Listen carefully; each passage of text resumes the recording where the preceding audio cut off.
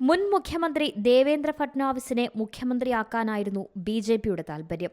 131 സീറ്റുകളുടെ മൃഗീയ ആധിപത്യം സ്വന്തമാക്കിയ ബി.ജെ.പി ഈ നീക്കത്തിലാണ് മുന്നോട്ടു പോയത്. അതേസമയം മുഖ്യമന്ത്രി സ്ഥാനത്ത് തുടരാൻ നിലവിലെ കാവൽ മുഖ്യമന്ത്രിയും പ്രധാന സഖ്യകക്ഷിയായ ശിവസേനയുടെ നേതാവുമായ ഏക്നാഥ് ഷിൻഡെ താൽപര്യം പ്രകടിപ്പിച്ചതോടെയാണ് തീരുമാനം നീണ്ടത്. ഫട്നാവിസും ഷിൻഡെയും എൻ.സി.പി നേതാവ് അജിത് പവാറും ഡൽഹിയിലെത്തി പ്രധാനമന്ത്രി നരേന്ദ്രമോദി, അമിത്ഷാ എന്നിവരുമായി നടത്തിയ തുടർ ചർച്ചകൾക്കൊടുവിൽ ഷിൻഡെ വഴങ്ങി.